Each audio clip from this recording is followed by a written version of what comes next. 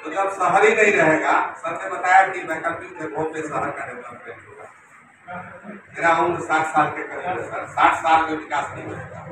वो सुरक्षा कारण से हो, कई कारण है, उसमें बहस नहीं करेंगे। आपने जो सर कहा उसी को मैं बात को मानता हूँ कि एन सिन्हा इंस्टीट्यूट के जो लोग आए हैं उन्होंने क्या अध्ययन किया, कितने सैंपल को लिया, इस पर मैं बहस नहीं करना चाहूँगा।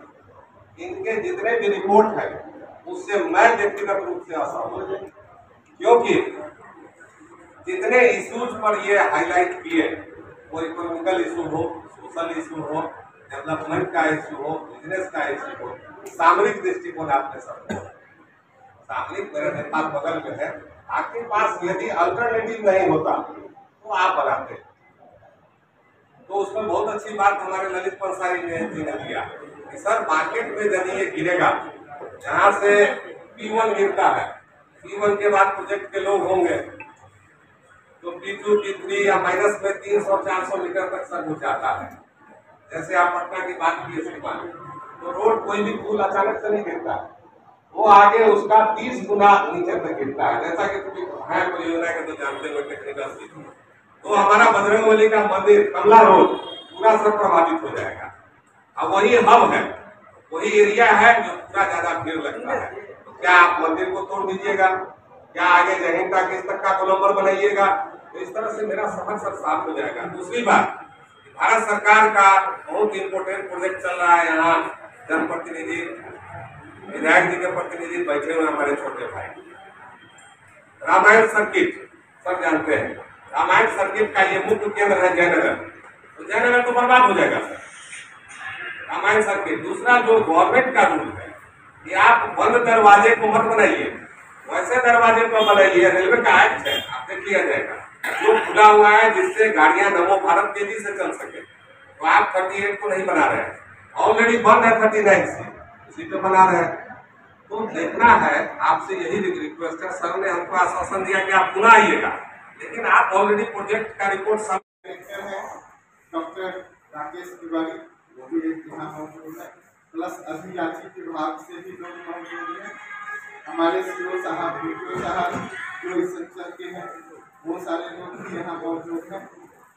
और तथा आप जितने भी प्रस्तावित अधिग्रहण में जो भूमि जिनकी जा रही है वो सारे तमाम आप ले लेंगे।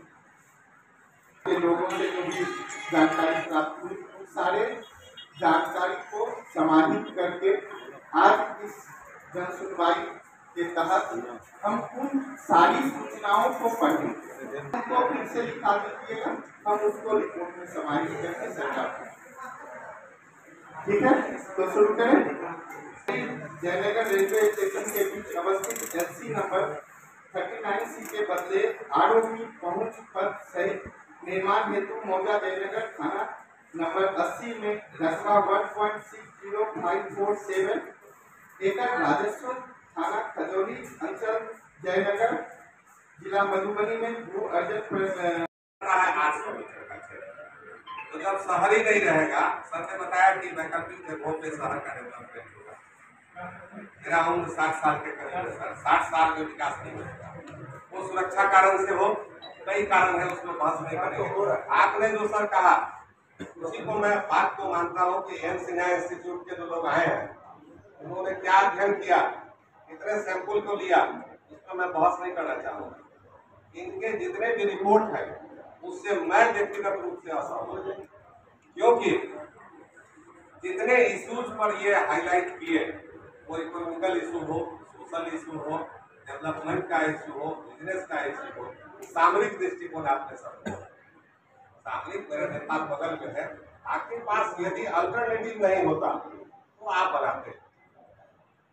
तो उसमें बहुत अच्छी बात हमारे ललित पंसारी जी ने किया कि सर मार्केट में यदि ये गिरेगा, जहाँ से P1 गिरता है, P1 के बाद प्रोजेक्ट के लोग होंगे तो P2 P3 या माइनस में 300-400 मीटर तक सब हो जाता है।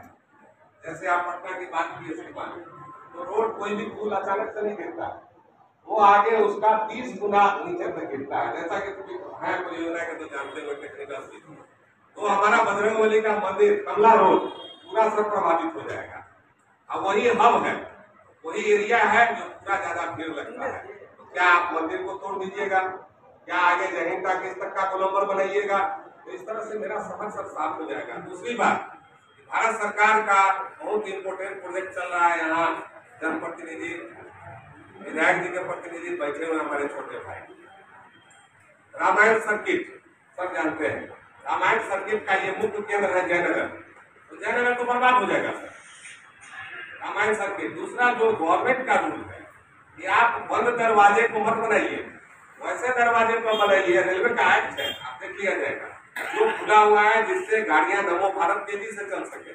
तो आप 38 को नहीं बना रहे हैं, ऑलरेडी बंद है 39 से, उसी पे बना रहे हैं।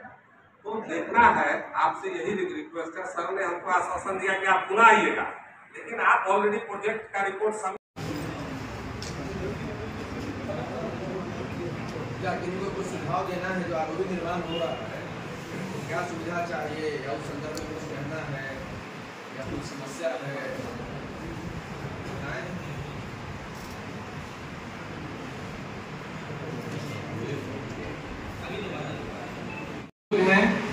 आज है कल नहीं रहेगा, ठीक है।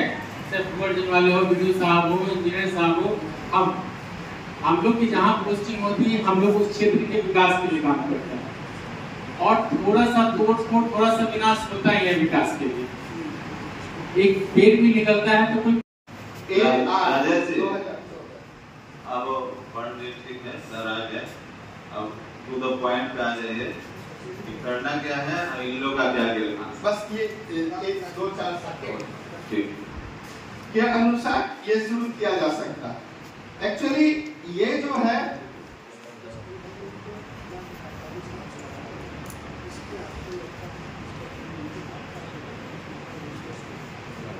पढ़ रहा है, उनकी बातें रखी जाए। इसके 2013-14 के बाद समाप्ति करवाओ, माध्यमिक की प्रक्रिया थर्ड पार्टी द्वारा शुरुआत की गई है।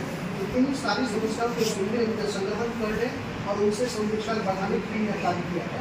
दूसरी बात कि आपका जहाँ तक मत है कि जिन परिवार का घर का टूटने जा रहा है, उनके तनाव और उनकी जो आशंकाएँ हैं भविष्य को लेकर उनको और गहनशीलता के साथ महसूस किया जाए। मैं इसको समाप्त करने की कोशिश करूँ। और कोई पॉइंट?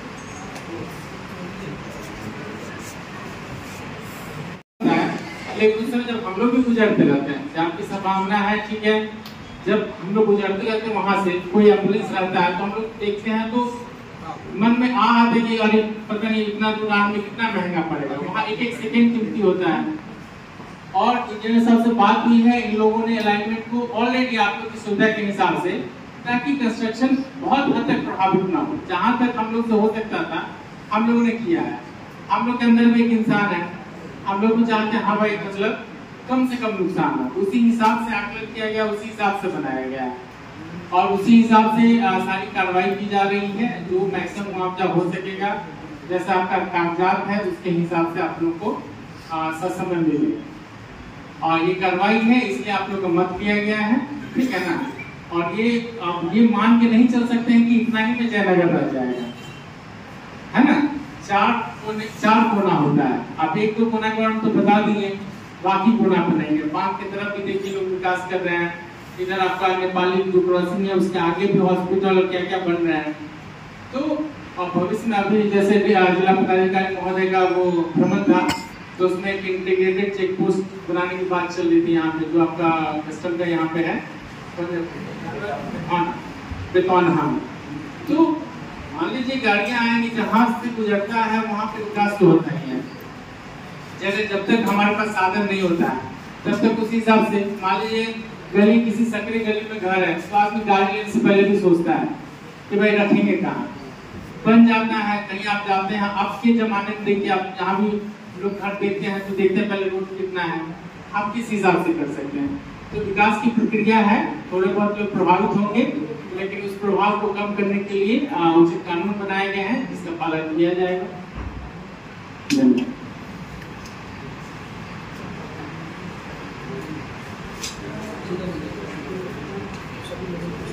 का प्रमुख केंद्र है, इसकी भी जो सुंदरता है, इसकी जो एक परंपरागत शैली है, इसको भी यथावत रखने के लिए साथ ही साथ जिन लोग प्रभावित हो रहे हैं वो कम से कम प्रभावित हो, कम से कम उनको क्षति हो, और क्षति हो भी तो जो सरकार की जो तय दर है, जो मानक प्रणाली है, उसके हिसाब से उनको ससमय उनको मुआवजा दिया जाए। सभी व्यक्तियों की, सभी जो सहभागी पक्ष है, बहुत संवेदनशीलता से और बहुत गंभीरता से उनके प्रत्येक पक्षों को सुना जाए और उसका सम्यक व विधिक निराकरण किया जाए। किसी के साथ कोई समस्या नहीं हो। जो परियोजना को बढ़ाने की बात की जा रही है, इस पर विचार विमर्श टॉप लेवल पर हो, ताकि शहर जिस मकसद से यह परियोजना की जा रही है, इस मकसद में 100% कामयाबी मिले। ऐसा नहीं हो कि बहुत भीड़ भाड़ हम बढ़ा दें, ट्रैफिक कंट्रोल अनकंट्रोल करा दें या और कई प्रकार की समस्या उत्पन्न हो जाए। अच्छा की हो जाए कि बुरा नहीं हो जाए, इन सब पक्षों का ध्यान रखते हुए ऊपर स्तर पर ऑफिशियल बैठ के और जो मुख्य पक्ष बिंदु आया हुआ है, इन सब का निराकरण करेंगे और बहुत एक सम्यक और बहुत आने वाले 20-50 वर्षों के लिए ऐसा एक पुल का निर्माण हो जो जयनगर की मान, सम्मान, पहचान और गरिमा बने, यहाँ के लोगों की समृद्धि, सुखी संपन्नता का कारण बने। और आने वाले कम से कम कोई भी योजना बन रही है, खासकर विदेशों में, जो आने वाले कम से कम अगली दो पीढ़ियों को सोचकर बनती है। आने वाला 50 साल, 100 साल, क्या उसके बाद उसकी स्थिति होगी, क्या डेमोग्राफी होगी। साथ ही साथ पर्यावरण का भी ध्यान रखा जाता है, वहाँ के लोगों का ध्यान, संवेदनशीलता का ध्यान, तो विभिन्न पक्षों का ध्यान रखते हुए जो आपके द्वारा अमूल्य सुझाव दिया गया है, तो हम लोग भी शासन की ओर से भी आपसे अनुरोध करेंगे, गुजारिश करेंगे। जो एसडीओ सर ने कहा है कि आज हम लोग यहाँ हैं, कल कहीं और रहेंगे, तो हमारा मुख्य ध्यान यही है विकास। हमारा भी कहीं घर है, वहाँ भी जमीन ली जा रही है, हम लोग विकास में सहभागी बनते हैं। और जहाँ पर विकास होती है, थोड़ी बहुत समस्या होती है, तो उसको यहाँ के लोगों को नजरअंदाज करना होगा। इन्हीं सब बातों के साथ आज आप सब लोग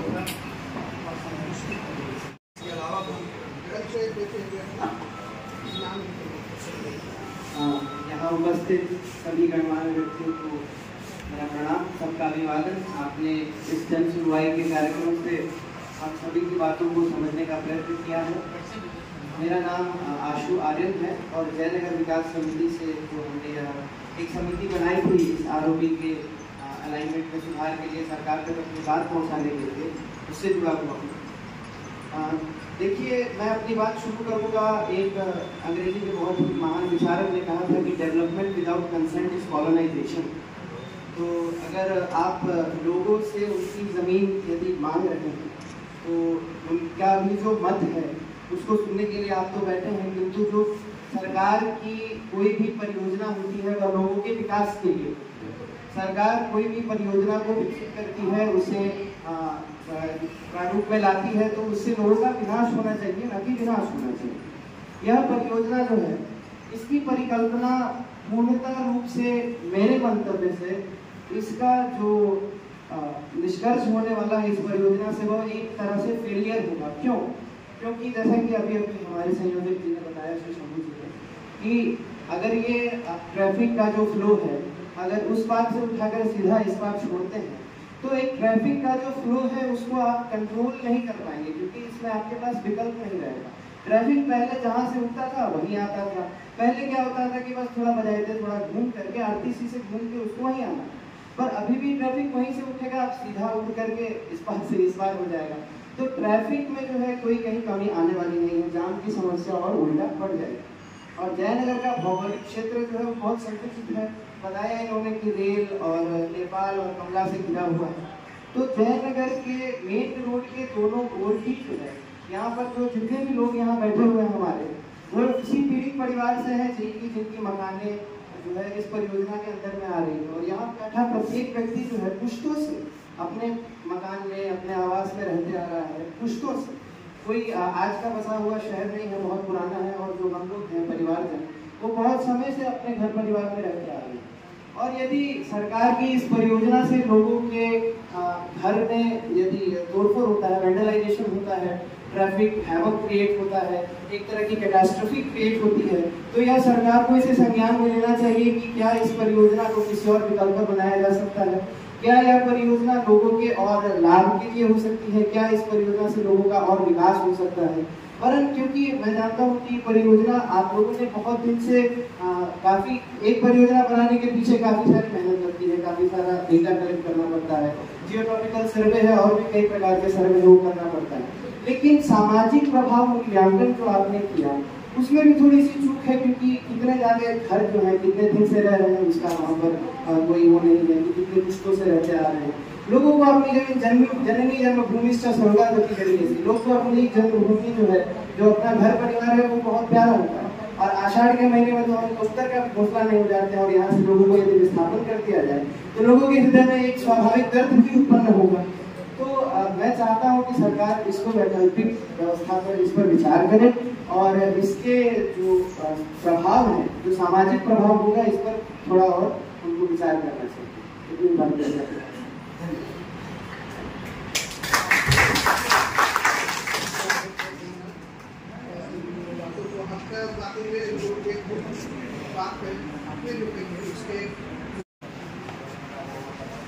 ये आरोपी के निर्माण से पर जो समस्याएं हैं बाजार में प्रभावित परिवारों की ओर जो आई है, तो हम लोगों ने एक संघर्ष समिति बनाया था जयनगर विकास मंच, उसके नाम न्याय संशोधन की। सर्वप्रथम आप लोगों का मैं अभिवादन करता हूँ। और आपने जो भी रिपोर्ट रखी पढ़ा, लगभग सभी चीज़ों का समावेश है। आपने मेरी भी पक्ष रखी कि क्या दिखते हैं और क्या दिखते आ सकते हैं। मैं कुछ बिंदु पे आप लोगों का ध्यान आकृष्ट करना चाहूँगा।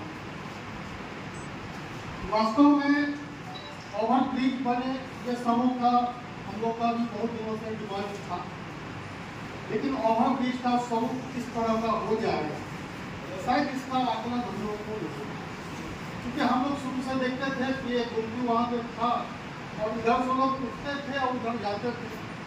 तो हम लोग को यही था कि भाई एक ओवरब्रिज बनता जैसे और भी जगह देखते थे, तो सही चौक से उठेंगे रजिस्ट्री ऑफिस के पास उतर जाएंगे, बहुत सिंपल हो जाएगा। लेकिन जब ये प्रारूप हम लोग को पता चला तो लगभग 1.6 किलोमीटर का आपका ये परियोजना, और मुख्य रूप से हम लोग का जो विरोधाभास है आपके इस परियोजना से, वो होता क्या है कि जयनगर आपने अपने परियोजना रिपोर्ट में शामिल किया है कि मुख्य मार्ग और व्यावसायिक के क्षेत्र में ये निर्माण होना। तो आप एक तरफ जयनगर का थोड़ा सा भौगोलिक स्थिति का आकलन कीजिए, शायद आपने इसमें भौगोलिक स्थिति का आकलन नहीं किया। जयनगर के पूर्व कमला नदी, जयनगर के उत्तर नेपाल और जयनगर के पश्चिम रेलवे और दक्षिण में गांव। जयनगर आज तक कभी विकसित हुआ नहीं, संकुचित रहा है। यहाँ पे मुख्य मार्ग, यहाँ पे जो व्यावसायिक लोग हैं या व्यावसायिक परिसर कह सकते हैं, व्यावसायिक स्थान कह सकते हैं, सिर्फ मुख्य मार्ग के दोनों ओर इर्द गिर्द सिमटा हुआ। और इसी में आपके पड़ोसी देश के लोग भी आते हैं, वहाँ से सामान खरीदे अपना चला गया। आपके इस योजना से उनको कोई लाभ नहीं होने वाला, क्योंकि उनको इस पर चढ़ना नहीं, राज्य चढ़ना हम ही लोगों को है। तो मैं इस पर बिंदुवार बात कर रहा हूँ। तो आपके इस परियोजना से जयनगर का जो मार्केट की दूरी है 1.4 किलोमीटर, वो घट के सिर्फ और सिर्फ 4 किलोमीटर रह जाएगा। ये आप मान के चलिए कि लगभग वो 0.5 किलोमीटर से अधिक क्षेत्र संकुचित होगा। तो संकुचित होगा तो वहाँ के व्यापार भी संकुचित होंगे। जो गांव देहात से लोग वहाँ पे आके अपनी आजीविका को चला रहे हैं, अचानक वो भी बेरोजगार हो जाएगा। जो पीड़ित पक्ष वहाँ के जो जिनका आवास है, जिनका दुकान है, वो तो बाद में जाएंगे, लेकिन आजीविका पहले गया। पहला पॉइंट ये। दूसरी बात क्या है कि आप लोगों ने जाम के समस्या को भी इसमें आपने शायद सही जोड़ा। इस योजना से जयनगर त्राहिमाम करेगा जाम की स्थिति से। कारण माननीय एसडीओ साहब यहाँ बैठे हुए हैं, ये भी गुजरते होंगे तो महावीर चौक से लेकर और कुंवर सिंह चौक तक निकलने में इन लोगों को काफी मशक्कत करना पड़ता है। कुछ दिन पहले इन लोगों ने ड्राइव भी चलाया था कि कमल करके कुछ उसको स्पेस देने का। ये तत्कालीन विधान हो सकता है, परमानेंट नहीं। तो आप जब रोड ओवरब्रिज से सारे भारी वाहनों को आप मार्केट में उतारिएगा, उसके बाद का जो स्थिति बनेगी वो अकल्पनीय होगी। ये कुछ लोग कल्पना कर सकते हैं, लेकिन आप लोग आंख बंद करके अगर सोचिए तो वास्तव में ये बहुत दुखद स्थिति होगी कुछ समय। तीसरी बात ये है कि मेरे पास वैकल्पिक भी रूट मौजूद है। जैसे अभी ये आरओबी बन रहा है 39C पे, जो कि लगभग 10-15 सालों से बंद है। अभी हम लोग जो भी आवागमन करते हैं 38C पे करते हैं। अगर 38C पे और जो बांध पिछले 3-4 सालों में जो इस बांध का सुदृढ़ीकरण हुआ है, चौड़ीकरण हुआ है और इसको रोड के रूप में जो डेवलप करके झंझारपुर से कनेक्टिविटी दी है। सरकार की योजना है कि बड़ी इस बांध पे हम बड़ी गाड़ियों का परिचालन करें, तो झंझारपुर तक मेरी कनेक्टिविटी बनी रहे। तो क्यों नहीं मैं इसको यहाँ से कनेक्टिविटी दूँ? वहाँ पे मेरा लागत भी कम आना है, सरकार की राशि भी बचेगी, विस्थापित की भी संख्या वहाँ नहीं है, नगर में है। तो मैं उस विकल्प पे अगर जाता हूँ तो बहुत सारे परिवार, बहुत सारे लोगों का रोजी रोजगार बच जाएगा। यही मैं आप लोगों से निवेदन कर रहा हूँ कि पुनः इस योजना पे एक बार विचार कीजिए, ताकि शहर भी मेरा बच जाए, लोग बेरोजगार भी नहीं हो और लोगों का काम भी हो। धन्यवाद। धन्यवाद मैम आपका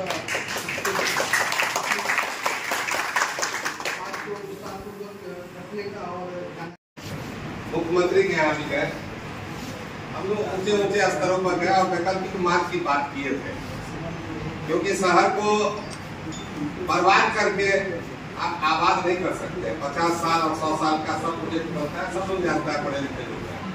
लेकिन जयनगर 1.5 किलोमीटर का शहर है सर, और जो गुमती है उससे 600 मीटर तक प्रभावित हो रहा है, तो बच जाता है 800 मीटर का क्षेत्र। तो जब शहर ही नहीं रहेगा, सर ने बताया कि वैकल्पिक जगहों पे शहर का डेवलपमेंट होगा।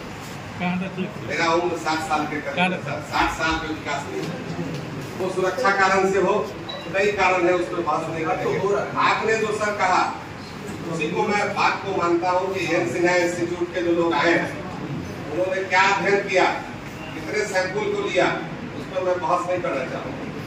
इनके जितने भी रिपोर्ट हैं उससे मैं व्यक्तिगत रूप से असहमत हूँ, क्योंकि जितने इश्यूज पर ये हाईलाइट किए, वो इकोनॉमिकल इशू हो, सोशल इशू हो, डेवलपमेंट का इशू हो, बिजनेस का इशू हो, सामरिक दृष्टिकोण आपने समझो। सामरिक मेरा नेपाल बगल में है, आपके पास यदि अल्टरनेटिव नहीं होता तो आप बनाते हैं। तो उसमें बहुत अच्छी बात हमारे ललित पंसारी ने किया, सर मार्केट में यदि ये गिरेगा, जहाँ से P1 गिरता है, P1 के बाद प्रोजेक्ट के लोग होंगे तो P2, P3 या माइनस में 300-400 मीटर तक सर हो जाता है। जैसे आप पटना की बात किए थे, तो रोड कोई भी धूल अचानक से नहीं गिरता है, वो आगे उसका 30 गुना नीचे से गिरता है। जैसा कि मैं परियोजना के तो जानते हो टेक्निकल थी, तो हमारा बजरंगबली का मंदिर कमला रोड पूरा सब प्रभावित हो जाएगा। अब वही हब है, वही एरिया है जो पूरा ज्यादा भीड़ लगता है। तो क्या आप मंदिर को तोड़ दीजिएगा? क्या आगे जहीन टाकिस तक का गोलंबर बनाइएगा? तो इस तरह से मेरा शहर सब साफ हो जाएगा। दूसरी बात, भारत सरकार का बहुत इंपोर्टेंट प्रोजेक्ट चल रहा है। यहाँ जनप्रतिनिधि, विधायक जी के प्रतिनिधि बैठे हुए हमारे छोटे भाई। रामायण सर्किट सब जानते हैं, रामायण सर्किट का ये मुख्य केंद्र है जयनगर, तो जयनगर तो बर्बाद हो जाएगा सर, रामायण सर्किट। दूसरा जो गवर्नमेंट का रूल है कि आप बंद दरवाजे को मत बनाइए, वैसे दरवाजे को बनाइए। रेलवे का एक्ट है, आप देख लिया जाएगा, जो खुला हुआ है जिससे गाड़ियां नमो भारत तेजी से चल सके, तो आप 38 को नहीं बना रहे हैं। ऑलरेडी बन है 39 सीट, इसी पे बना रहे हैं। तो देखना है, आपसे यही रिक्वेस्ट है। सर ने हमको आश्वासन दिया कि आप पुनः आइएगा, लेकिन आप ऑलरेडी प्रोजेक्ट का रिपोर्ट सबमिट कर दिए, आप हम लोग को सुनाने के लिए आए हैं, शेयर कर रहे हैं, ठीक है। आपने ड्राफ्ट रिपोर्ट कर दिया, ड्राफ्ट रिपोर्ट क्या कर दिया, आप सर ने रिक्वेस्ट किया है कि हम पुनः इनको बुलाएंगे, तो आप आइए, ज्यादा से ज्यादा लोगों को मिलिए। हम लोग कहेंगे कि आप बाद में आइएगा पटना से, आप आज ही 2 घंटा समय दीजिए तो सबका एड्रेस लेके आधार लेके आपको दे देंगे, अब उनसे पूछिए। जानिए सर ने कहा कि मुआवजा दिया जाएगा, मुआवजा किसका दीजिएगा, इसके पास जमीन का पेपर होगा उसका दीजिएगा।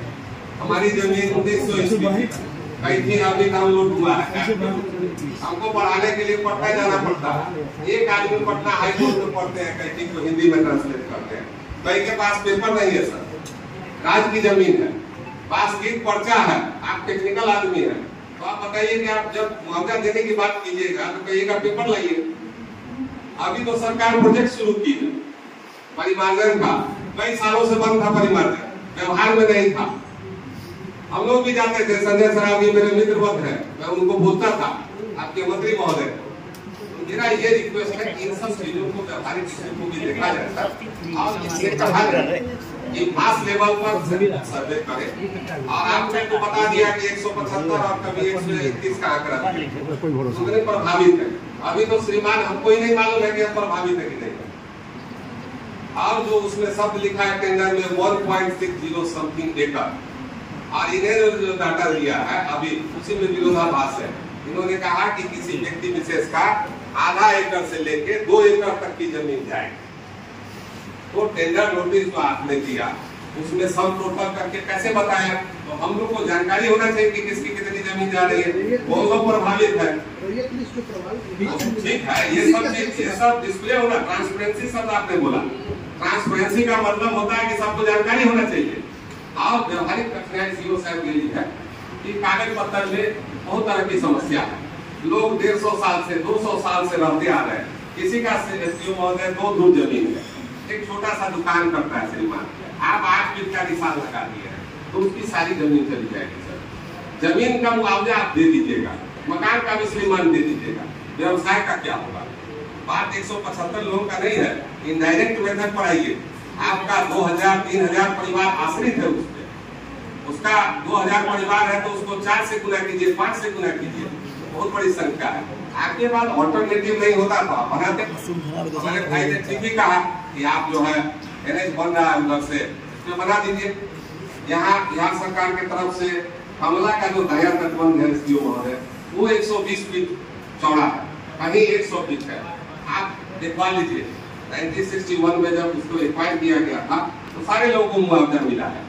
60 फीट का आपका बांध है श्रीमान, 20-20 फीट की जमीन अलग है, जिसको देहाती में 20 फीट बोलते हैं, परंतु आपने मुआवजा दे दिया, वो आपकी जमीन है। तो 100 फीट 120 फीट तो है ही आपके लिए सफिशिएंट वो था, लेकिन आप रिजिडिटी हो गया कि यही बनेगा। इसको लेकर श्रीमान हम लोगों का निवेदन है कि जिला पदाधिकारी महोदय हमारे पदाधिकारी होते हैं, तत्काल में आप श्रीमान हैं तो हमारे गार्जियन तो आप हो, सीओ साहब हो, इस दर्द को सब शेयर किया जाए। मूल्यांकन होता रहेगा, मूल्यांकन में क्या होगा, मैं भी इनके जगह काम करके उसी संस्था से बिलोंग करता हूँ, इसीलिए ये अभी आए हैं, हम लोग उसमें काम करके छोड़ दिए। तो मेरा यही निवेदन है कि आप लोग सहानुभूति पूर्वक सर इसको विचार कीजिए। यदि ऑल्टरनेटिव पे बात हो जाती है तो ठीक है, नहीं तो एक बात पता चला है सर, जैसा कि जिला पदाधिकारी महोदय का मंशा, उसमें नाला का भी निर्माण होना है।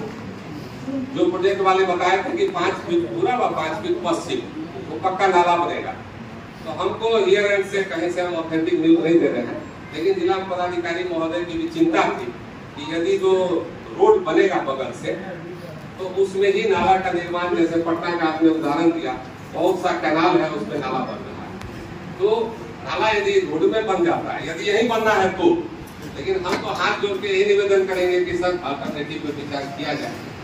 विधानसभा से पास है तो मुख्यमंत्री भी हमारे ही है। दोबारा भजते हैं, दोबारा अब क्या नहीं आएगा, तूने कर लो। मैं तो हम कल भाग ले मेरा सवाल इधर सबसे ज़्यादा दिखा दो पोस्टर